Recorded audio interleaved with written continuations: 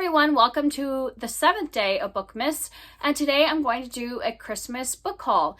And not all of these are Christmas gifts. These are books that I have gotten in the last couple months, so most of them I bought myself, but I did because my husband and I for Christmas, we only got each other a few small things, and then we did a budget of stuff that we could splurge on because he always wants to buy expensive workshop tools.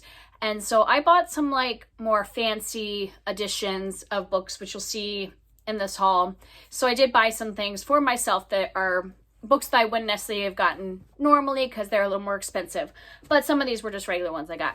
So I've sorted them out into piles. I'll do the special editions and the gift ones at the end. So here are some more normal ones. So first I had bought some things that were just finishing off series. So I had bought Rumesa Ever After by Radia Havisa, and I've already read this with my daughter. We had read Rumesa a couple months ago. She loved it, so I just went and bought the second one. We read it right away. We really love this. These are fairy tale retellings where all the main characters are Muslim, and so I would highly recommend them if you like fairy tale retellings or if you have any young kids that like fairy tales. And then I got An Extravagant Death by Charles Finch. And this is I think it's number 11th in the Charles Lennox mystery series. I actually am not caught up. I have 3 more books to read, but I found a paperback version because I'm collecting all of these in paperback. And this had been in hardback last year. So I went ahead and got one. So when I get to there, I'll have it. And then I got The War I Finally Won by Kimberly Brubaker Bradley because I had just read the first one, The War That Saved My Life, a few months ago and loved it and wanted to read the second one right away. But of course didn't read it right away, but I have plans to read this in 2023. And then I had several books that I was buying first in the series because I knew that I wanted to start those series in 2023. You've already seen these in my video I did a couple days ago where I talked about series I want to start next year. So I have The Matchmaker's Lonely Heart by Nancy Campbell Allen, which is a historical romance, first in the series. And then also The Lady and the Highwayman by Sarah M. Eden. This is also historical romance, first in the series. And both these I think revolve around writers. This one, the main character is a columnist, and this one, she writes penny dreadfuls. And then I bought The Girl Who Circumnavigated Fairyland in a Ship of Her Own Making by Catherine M. Valenti. And I had first picked this up because Kara from Wild Book Garden and I Am Marinez were doing a read-along of the series, and I was planning on keeping up with their read-along. Obviously I didn't because I think they're already on the 3rd book in the series, but I still am interested in starting this one, so I'll start it and then I'll go back and watch their live shows where they discuss it as I read them myself because I still think this will be a fun middle grade fantasy to read. And then another one where I bought books because I wanted to go along with the read-along and then didn't keep up with the read-along is the Graceling series. I bought the entire series except for the last one because it's still in hardback and I wanted them in paperback, but I like these new covers that they had recently released. So I have Graceling and Fire and Bitter Blue, and then one of the newer ones, Winter Keep. There's one more one that just came out last year. These are all by Kristen Kishore, and Kara again was doing this one with Beautifully Bookish Bethany. They were doing this series read along, and I had gotten the books, planning on doing it. I even started reading this one when they were reading this one for the read along, and I just got sidetracked. But I still want to read this series, and once again, the live shows are still there. I can go back and watch them, but now I own all these beautiful covers. So hopefully I like that series since I bought the entire series. And then I have a couple books that were just random, that were part of a book outlet order. I picked up Once There Were Wolves by Charlotte McConaughey, and she writes climate fiction, and I have her other book, Migrations, and haven't read it, but her concepts sound really interesting. This one is about a team of biologists that are trying to reintroduce wolves to this area, and the struggles they're having with the people in the area as they're reintroducing the wolves. And I just find her concepts really interesting, so I picked that one up. And then I got The Paper Menagerie and Other Stories by Ken Liu, and this is just a collection of short stories, and I've heard really amazing things about this particular short story collection, so I wanted to try them out. I don't really know anything about the short stories, but I've been getting into reading more short story collections, and this is one that I've just heard good things about. And then I had made a purchase from Blackwell's, which is a store in the UK. And sometimes there are certain covers I want of a book that I want the UK cover instead of the American cover. And so I order it from Blackwell's because they do free shipping to the United States. And so I got these three books because I specifically wanted these editions. And so I got The Willful Princess and the Piebald Prince by Robin Hobb. And this is, I think, her only novella. I actually don't know. She might have other novellas, but I know this is a novella. And I've never read anything by Robin Hobb. And so many of her books, like, are so huge that I decided that I would pick up this novella and get like a taste of her writing and find out, do I really want to start, I think it's called The Realm of the Elderlings, do I really want to start that huge series full of like 1,000-page books or like 800-page books or whatever? So I thought I would try this novella first, kind of like dip my toes in before I go full on Robin Hobb. And then I also picked up What Moves the Dead by T. Kingfisher because I read this and I loved it, but I am creeped out by the United States cover that has the like skeleton rabbits on it. It scares me. And so I wanted to own the book, but I didn't want to own that cover that I have to look at.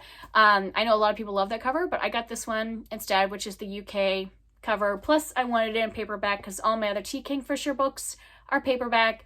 And right now the United States only has the hardback version. And then while I was getting that T. Kingfisher, I went ahead and got The Hollow Places by T. Kingfisher, which is one of her horror novels. And I didn't necessarily need this specific cover.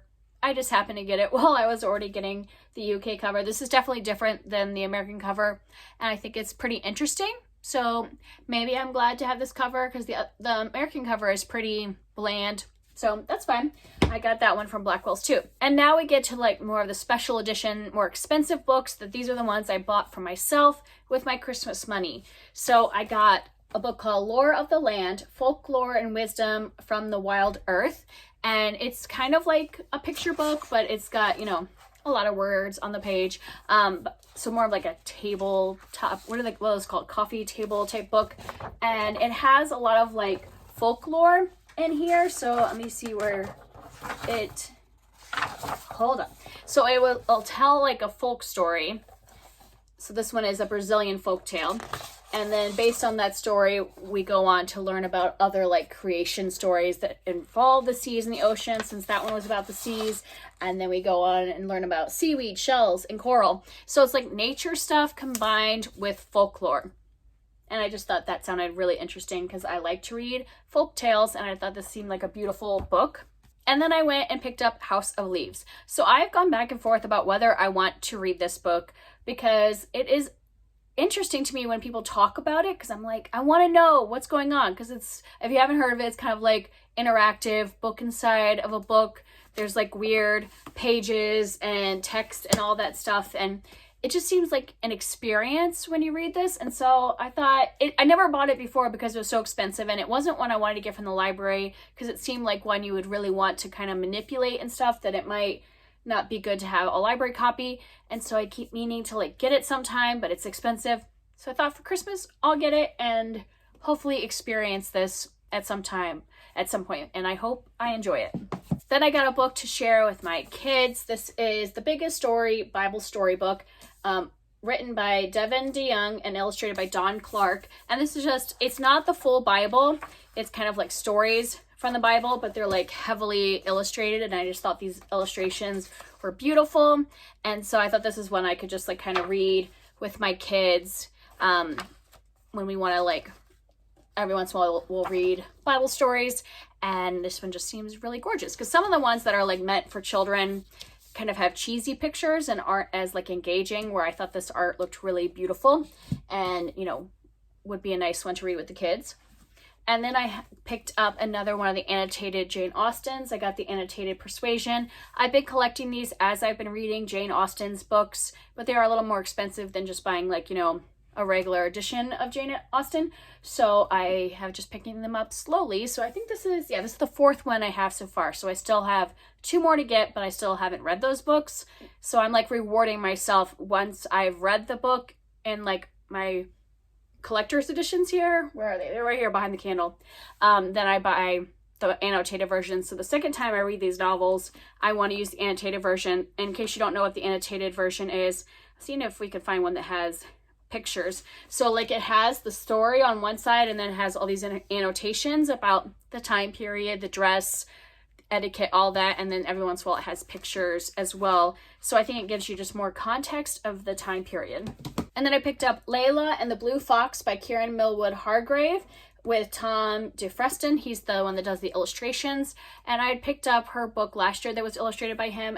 And even though it wasn't a full 5-star book, I liked the story and I loved the illustrations. I knew I just had to get this one because, I mean, look at, it's just a beautiful book. Like, I'm hoping I will love the story, but even if I don't, I just wanted to have it with his illustrations. So there's always like little illustrations, and usually there's full page too. Let me see if I can find one. Yeah, throughout. And I like the color palette. The one last year that I'd gotten was yellow, and this one has like blue and silver, and it's got pictures of foxes. So yeah, I'm gonna love this. Even if I don't fully love the story, I'm gonna love the book.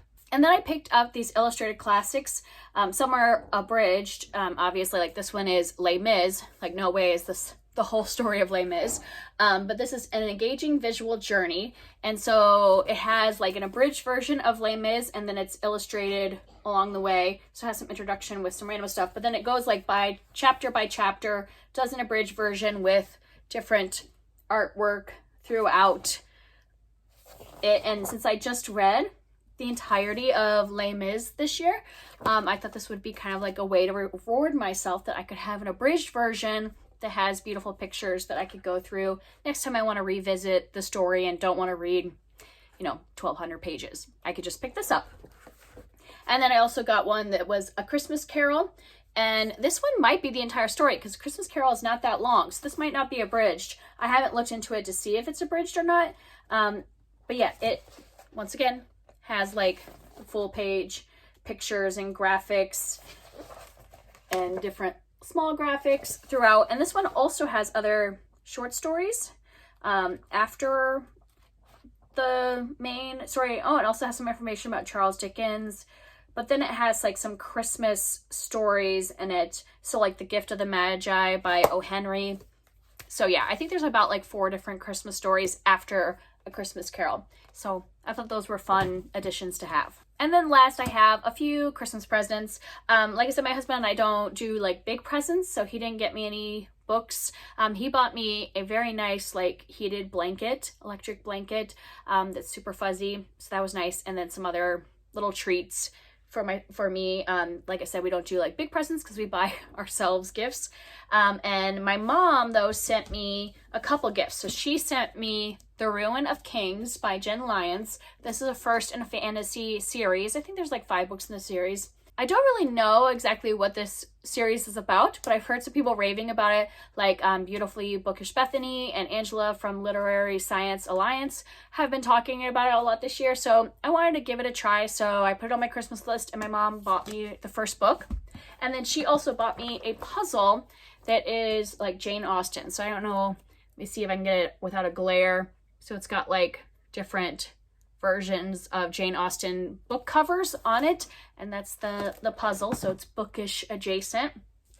And then my friend Kara from Wild Book Garden got me Gilded by Marissa Meyer, which is the first, and I think it's just going to be a duology. I know the second book came out, and I think there's just 2 of them, and this is a Rumpelstiltskin retelling, so we're going to read this together sometime in 2023. So that's it. Those are all of my like kind of special editions, gifts, things I just bought for myself to prepare myself for the new year with new series and things like that. And I'm just really excited about having some fun new books. Let me know if you got any books for Christmas or any fun gifts that you would like to share, and I'll see you tomorrow. Bye.